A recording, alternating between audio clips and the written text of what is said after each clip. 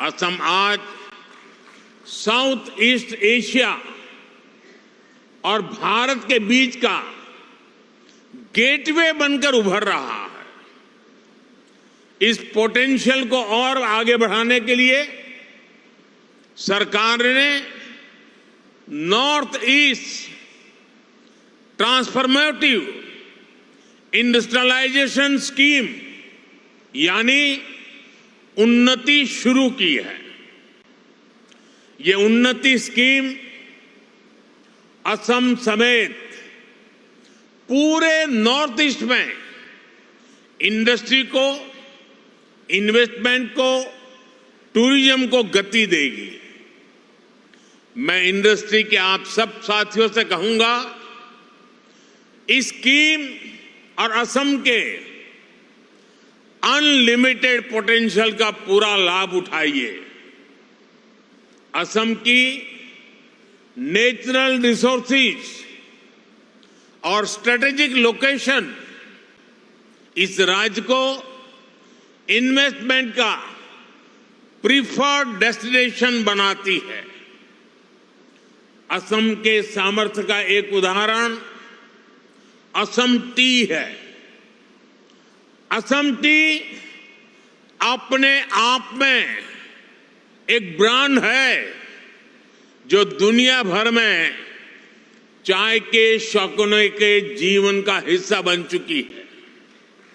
Assam T को 200 साल पूरे हो चुके हैं। ये लेगेसी असम को बाकी सेक्टर्स में भी आगे बढ़ने के लिए प्रेरित करती है। साथियों, आज ग्लोबल इकोनॉमी में बहुत बड़ा बदलाव हो रहा है। पूरी दुनिया एक रेजिलिएंट सप्लाई चेन की मांग कर रही है और इसी कालखंड में भारत ने अपने मैन्युफैक्चरिंग सेक्टर को आगे बढ़ाने के लिए मिशन मोड पर काम शुरू किया है। हम मेक इन इंडिया के तहत लो कॉस्ट मैन्युफैक्चरिंग को बढ़ावा दे रहे हैं।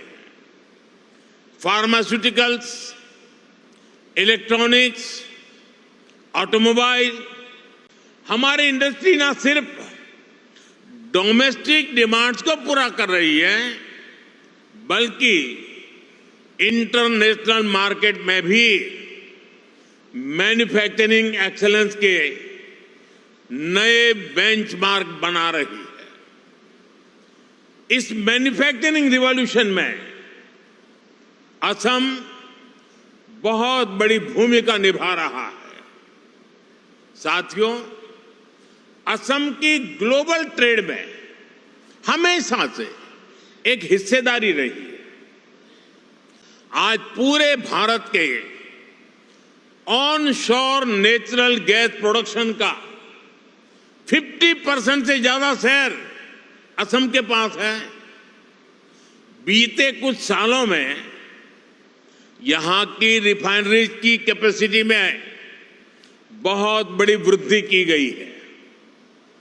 इलेक्ट्रॉनिक्स, सेमीकंडक्टर्स और ग्रीन एनर्जी जैसे इमर्जिंग सेक्टर में भी असम तेजी से उभर रहा है।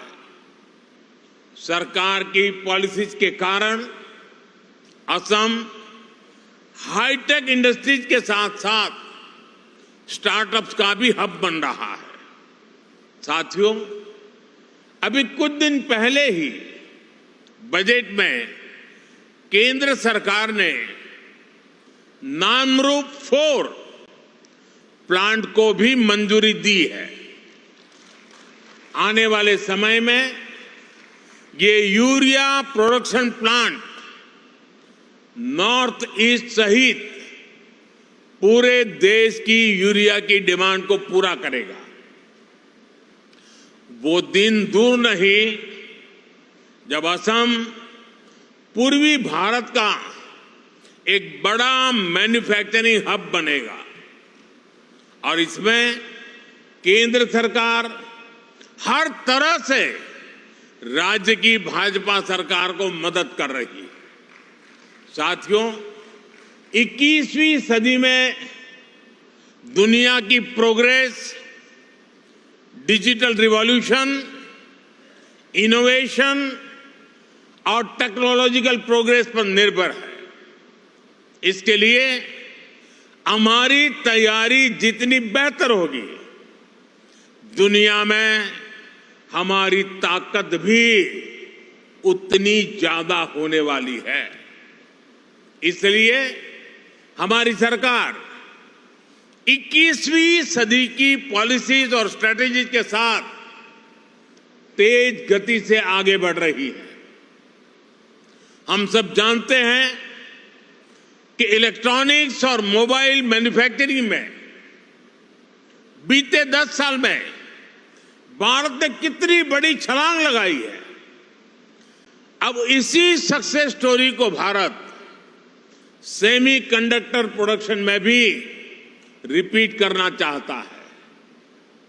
मुझे गर्व है कि असम सेमीकंडक्टर मैन्युफैक्चरिंग में भी भारत के एक महत्वपूर्ण सेंटर के रूप में विकसित हो रहा है।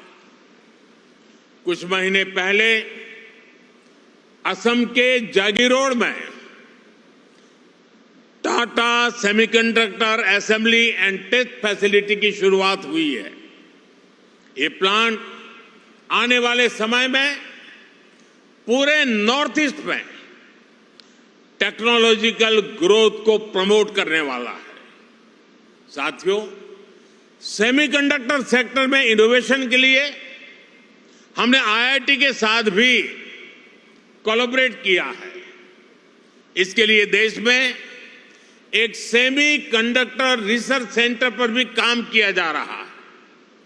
इस दशक के अंत तक इलेक्ट्रॉनिक सेक्टर की वैल्यू $500 बिलियन तक पहुंचने वाली है। हमारी जो स्पीड और स्केल है, उससे तय है कि भारत सेमीकंडक्टर प्रोडक्शन की एक बड़ी ताकत बनकर के उभरेगा। इससे लाखों लोगों को रोजगार मिलेगा और असम की इकोनॉमी को भी फायदा होगा। साथियों, बीते 10 सालों में भारत ने अपनी एनवायरमेंटल रिस्पॉन्सिबिलिटीज को समझते हुए भी नीतिगत निर्णय किए हैं।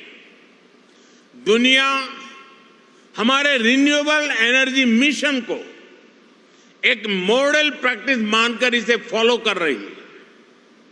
देश ने बीते 10 वर्षों में सोलर, विंड और सस्टेनेबल एनर्जी रिसोर्स पर बहुत बड़ा इन्वेस्टमेंट किया है। इससे न सिर्फ हमारी इकोलॉजिकल कमिटमेंट पूरे हुए हैं, बल्कि देश की रिन्यूएबल एनर्जी प्रोडक्शन कैपेसिटी में भी कई गुना विस्तार कर पाया है। हमने 2030 तक देश की एनर्जी कैपेसिटी में 500 गीगावाट रिन्यूएबल एनर्जी कैपेसिटी में के एडिशन का लक्ष्य बनाया है।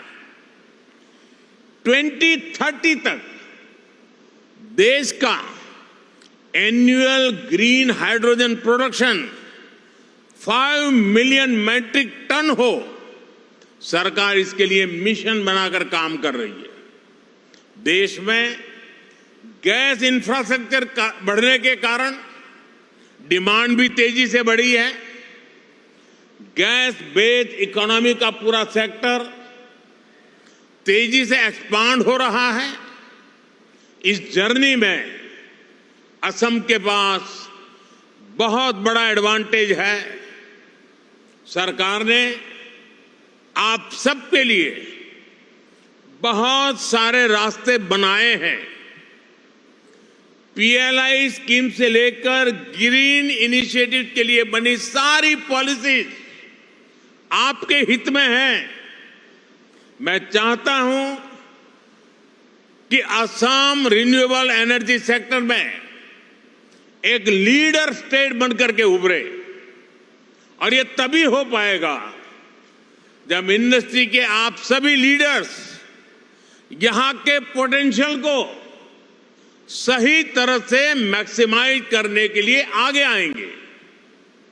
साथियों, 2047 तक भारत को विकसित भारत बनाने में पूर्वी भारत की भूमिका बहुत बड़ी होने वाली है। आज पूर्वोत्तर और पूर्वी Bharat infrastructure, logistics, agriculture, tourism और इंडस्ट्री में तेज रफ्तार से आगे बढ़ रहा है। वो दिन दूर नहीं जब दुनिया भारत की डेवलपमेंट जर्नी में इस क्षेत्र को सबसे आगे बढ़ते हुए देखेगा। मुझे विश्वास है आप इस यात्रा में असम के साथी बनेंगे, साझीदार बनेंगे। आइए एक साथ मिलकर हम असम को एक ऐसा राज्य बनाएं जो पूरे ग्लोबल साउथ में भारत की कैपेबिलिटीज को नई ऊंचाइयों तक पहुंचाए।